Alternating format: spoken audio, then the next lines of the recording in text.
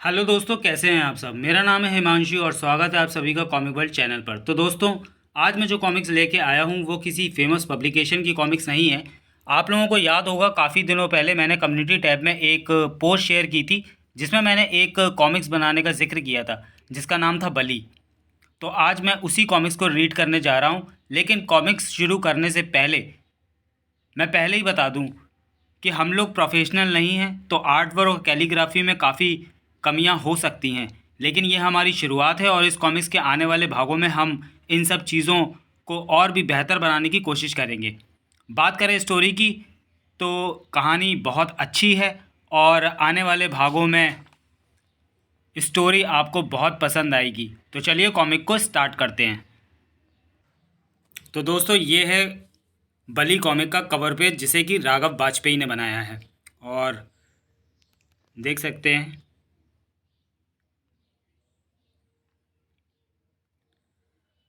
Comic word प्रस्तुत करते हैं बली अघोर सीरीज भाग 1। इस स्टोरी को लिखा है राजेश ग्रेवाल ने, चित्रांकन, स्याहीकार और रंग सज्जा की है राघव वाजपेयी ने, शब्द सज्जा एवं संपादन किया है हिमांशु श्रीवास्तव यानी मैंने। हिमालय विशाल विकराल, कहीं निर्जन तो कहीं घने वन, ऐसी कंदराएं जिन्हें सामान्य जन कभी ढूंढ ना पाए। हिमालय एक ऐसी गूढ़ पहेली है जो आज तक कई मायनों में है रहस्यमयी।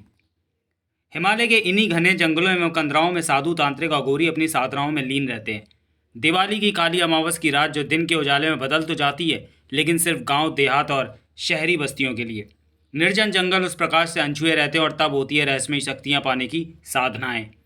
ऐसी ही एक दिवाली की अमावस्या की रात को एक काला, लंबा और बलिष्ठ शरीर लिए साया बिना किसी खौफ के हिमालय के ऐसे ही किसी निर्जन स्थान पे जंगल के समीप ही गंगा नदी के हाड़ जमा देने वाले जल में स्नान करके और उस गंगा के ठंडे जल को पार करके जंगल में प्रवेश कर गया। उसके मजबूत कंधों पे एक बोरी टंगी थी जिसे उसे अपने दाएं हाथ में थाम रखा था। शरीर पे भस्म नवाएं, गले में रुद्राक्ष की मालाएं और हाथों में रुद्राक्ष के बाजूबंद धारण किए हुए वो साया एक घने पेड़ों से घिरे स्थान पर पहुंचा और कुछ बुदबुदाते हुए अपने दाएं हाथ को ऊपर आसमान की तरफ उठाया। शायद किसी मंत्र शक्ति का ही प्रभाव था कि प्रकट हो गई वहां एक अदृश्य गुफा। वो साया उस गुफा में प्रविष्ट हो गया। अपने आसपास के वातावरण से अनजान वह एक निर्मोही सन्यासी की तरह आगे बढ़ता जा रहा था, ये जाने बिना कि एक साया उस पर अपनी निगाह दृष्टि बनाए हुए है। स्वयं अपनी स्याह काली अघोरी शक्तियों द्वारा रचित प्रवेश द्वार में वह अपने उस स्याह काले भस्म धारित देह के साथ प्रविष्ट होता है कि तभी अलख निरंजन अचानक से भयभीत सा उठा हुआ मृत्युदूत और अपनी मृत्युदायिनी अघोर शक्तियों से आक्रमण कर दिया। बम बम बोले, परंतु उसकी शक्तियों को सोख लिया उस साय ने। मूर्ख, तूने फिर मेरे सामने शिव का नाम लिया। भाप! उस मृत्युदूत अघोरी के आक्रमण से वो साया घबरा गया और अपने असली रूप में आ गया और जोर से चिल्लाया, गुरुदेव!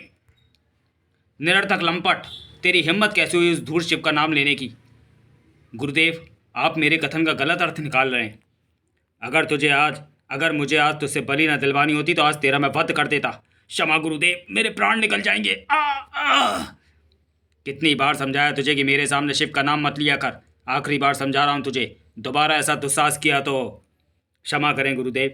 परंतु गुरुदेव, एक प्रश्न मेरे मस्तिष्क में बार बार आता है कि आप बलि क्यों देते हैं, वो भी मानव बलि। बिल्कुल मेरी तरह है तू। सभी कुछ एक ही दिन में जान लेना चाहता है अपने गुरु से।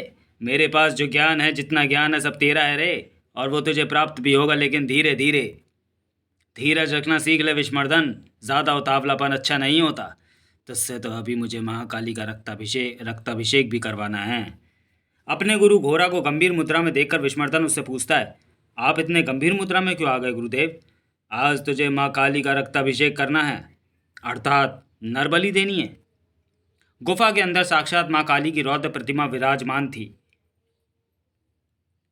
बलि देने की पूरी तैयारी हो चुकी थी। पहले मैं बलि दूंगा, फिर तू देगा। तैयार है? हमेशा से तैयार हूँ गुरुदेव। जय महाकाली। और इसी के साथ घोड़ा ने बलि देने के लिए अपना गंडासा उठाया, लेकिन जैसे ही घोड़ा बलि देने के लिए तैयार हुआ, अचानक उसी पल विष्मर्दन किसी अर्ध शक्ति के कारण पीछे खींचने लगा। यह देखकर घोड़ा जोर से चिल्लाया, अरे विष्मर्दन, तू कहाँ जा रहा है मूर्ख? यहाँ आ मेरे पास। आ आ विष्मर्दन भी कुछ समझ नहीं पा रहा था। वह जोर से चिल्लाया, ये क्या हो रहा है गुरुदेव? कौन खींच रहा है मुझे? बचाइए गुरुदेव। विष्णुवर्धन के अदृश्य होते ही घोड़ा चिंतित हो उठा। घोड़ा गुस्से से भर उठा और जोर जोर से विष्णुवर्धन को पुकारने लगा। विष्णुवर्धन, कहाँ चला गया रे तू मूर्ख? ये क्या अनर्थ कर दिया तूने? बलि देने से पहले ही गायब हो गया। अचानक घोड़ा को गुफा में एक अदृश्य शक्ति होने का एहसास हुआ। कौन है यहाँ जिसने बलि में विघ्न डाला है? सामने आओ, अन्यथा अपनी शक्तियों से मैं तुझे भस्म कर दूंगा। इतना कहते ही वह अदृश्य शक्ति घोड़ा के सामने प्रकट हो गई। मैं हूं तेरी परम शत्रु शिवन्या। फिर शिवन्या ने क्रोध में कहा, मेरे पति विष्णुवर्धन को छोड़ दे दुष्ट तांत्रिक, जिन्हें तूने अपने तंत्र शक्तियों के बल पर अपने अधीन बना रखा है। उनको ये विश्वास दिलाया कि जिस दुष्ट प्राणी ने उनके जीवन का सर्वनाश किया उससे केवल तू ही बदला दिलवा सकता है। मैंने कितने प्रयास किए उन्हें सब कुछ स्मरण कराने के लिए। मैं उनके सामने रोई, गिड़गिड़ाई, उनको उनका अस्तित्व याद कराते कराते मैं मूर्छित भी हो गई, लेकिन उन्हें कुछ भी याद नहीं आया। वो मुझसे एक अनजान स्त्री की तरह व्यवहार करते रहे। हमारा जन्म जन्मांतर का साथ था, लेकिन दुष्ट अघोरी तेरे जैसे दुराचारी के संपर्क में आती वो सब कुछ भूल गए। शिवन्या के इतना कहते ही घोड़ा गुस्से में तमतमा गया और गुस्से में उसके रुद्राक्ष चमकने लगे।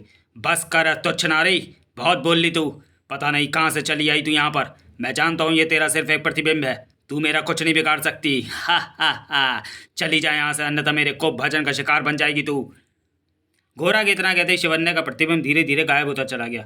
बहुत बुरा अंत होगा तेरा घोड़ा, स्वयं महाकाल तेरा काल करेंगे। जैसे मैं अपने पति के लिए तड़प रही हूँ वैसे ही तू भी तड़पेगा। मुझे किसी अनर्थ का आभास हो रहा है। लगता है मुझे गुरुदेव को बुलाना होगा। गुरुदेव, गुरुदेव। घोड़ा के आह्वान करने पर गुरुदेव प्रकट हो गए।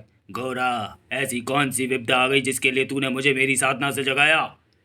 सहायता कीजिए गुरुदेव, सहायता कीजिए। अप्सरा विष्णुवर्धन को लेके कहीं चली गई है, जिसके कारण उसके द्वारा होने वाली बलि अधूरी रह गई है। गुरुदेव, अगर विष्णुवर्धन ना वापस ना लौटा तो बलि प्रक्रिया अधूरी रह जाएगी, और जिसके कारण बलि के द्वारा मिलने वाली शक्तियाँ मुझे प्राप्त नहीं हो पाएंगी। अब बताइए गुरुदेव, क्या करना है? तू मेरी इस देह को महाकाली के सामने लिटा दे और फिर उस फिरंगी तंत्र साधक की बलि दे दे, लेकिन उससे पहले उसकी आत्मा को निकाल के एक पात्र में बंद करके उसे अपना गुलाम बना लेना। जो आज्ञा गुरुदेव। और रही विष्णुवर्धन की बात तो वो तेरा विषय है, तू खुद जान के उसका क्या करना है। अब जल्दी कीजिए गुरुदेव, भर दीजिए अपनी ऊर्जा मेरे अंदर। अवश्य। अपार ऊर्जा से मेरे रुद्राक्ष टूट रहे हैं। अब उस तंत्र साधक की आत्मा कैद कर ले। इसी के साथ घोड़ा ने उस फिरंगी तंत्र साधक की आत्मा को निकाल के एक बोतल में बंद कर लिया। आजा मेरे सेवक, अब मैं बताऊंगा कि तबाही क्या होती है। विश्व के सभी तंत्र साधकों की बलि देकर त्रिलोक में स्थान बनाएगा घोड़ा। हा हा हा हा हा हा। क्रमशः घोड़ा निकल चुका है विश्व के सभी तंत्र साधकों की बलि देने के लिए। क्या घोड़ा सफल हो पाएगा अपने मकसद में? क्या घोड़ा त्रिलोक में अपना स्थान बना लेगा? क्या है कोई ऐसा जो घोड़ा को रोक पाएगा ये सब करने से? विष्णुवर्धन कौन है? कहाँ से आया है? घोड़ा के चंगुल में कैसे फंसा? अप्सरा विष्णुवर्धन को लेके कहाँ चली गई? इन सभी सवालों के जवाब पाने के लिए इंतजार कीजिए इस सीरीज की अगली रोमांचक कॉमिक मृत्युंजय अघोर का। कॉमिक वर्ल्ड कॉमिक्स में अघोर का एक रोमांचक कॉमिक्स। तो गाइज़, ये थी हम लोगों की कॉमिक्स जो हम लोगों ने बनाई है। और ये कॉमिक्स की खास बात ये है कि ये टोटल कॉमिक्स जो है वो मोबाइल पे बनी हुई है, यानी इसकी आर्ट वर्क, इंकिंग, कैलीग्राफी सब कुछ मोबाइल पे हुई है। तो अब आप लोग समझ सकते हैं कि हम लोग प्रोफेशनल हैं या नहीं। हाँ, लेकिन इतना यकीन दिलाते हैं कि आने वाले भागों में इन सब चीज़ों पे हम लोग काम करेंगे, और जितना अच्छा आर्ट वर्क और जितनी अच्छी कैलीग्राफी हम लोगों की हो सकी उसको हम करेंगे। तो चलिए दोस्तों, मिलते हैं इस सीरीज़ की अगली कॉमिक्स मृत्युंजय अघोर में। तब तक के लिए धन्यवाद।